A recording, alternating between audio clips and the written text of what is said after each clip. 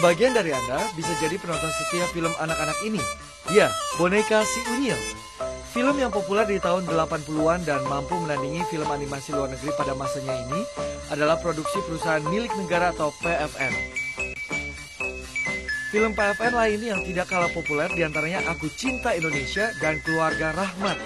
Bahkan ada juga film layar lebar seperti Kereta Api Terakhir.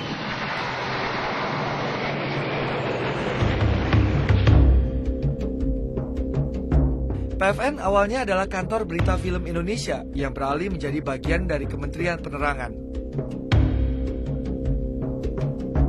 PFN itu kan mulai ada sebenarnya diawali dengan adanya sebuah perusahaan Belanda yang dulu namanya Anif. Kemudian saat itu dijual kepada seorang Belanda lainnya dan akhirnya menjadi kantor berita film waktu itu, kantor berita film Indonesia. Waktu itu adalah sekelompok orang-orang Jepang yang yang mendokumentasikan kegiatan di Indonesia dalam bentuk news film gitu. Kemudian saat Jepang kalah perang tahun 1942 akhirnya diambil alih oleh salah satu kameramen Indonesia saat itu, RM Sutarto. Salah satu adalah orang Indonesia satu-satunya di sana. Selain produktif, di masa jayanya laboratorium PFN bahkan menjadi tujuan studi banding beberapa negara barat seperti Belanda dan Amerika Serikat.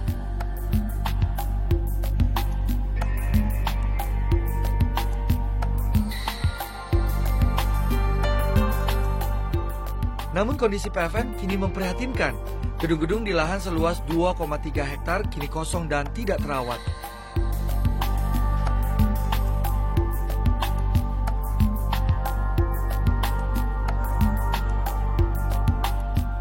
Laboratorium juga tidak terpelihara dengan baik.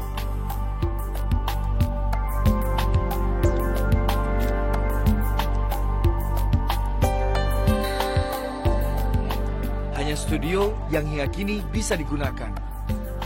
Lesunya produksi film negara terjadi salah satunya akibat era digital yang terus berkembang.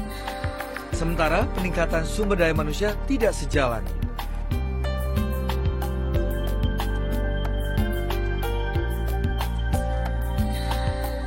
Namun Direktur Utama PFN, Selvi Arifin dan timnya optimis untuk mengembalikan kejayaan dari PFN. Salah satu caranya, PFN akan membuat film tentang kearifan lokal, memproduksi lagi film anak-anak yang kini langka, dan menjadikan PFN pusat kreativitas dari insan film Indonesia. Tapi tentunya butuh dana besar dan dukungan dari banyak pihak. Dan kalau ditanya sumber dananya dari mana, kami sangat berharap dukungan dari sinergi BUMN.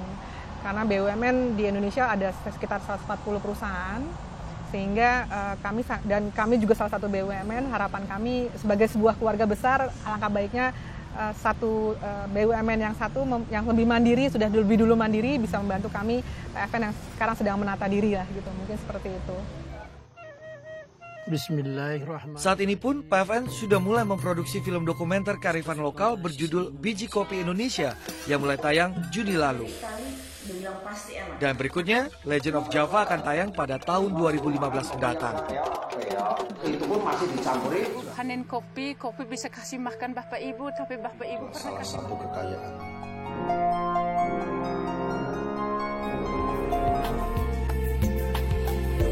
Untuk bangkit, perusahaan film nasional tentu butuh dukungan penuh dari semua pihak.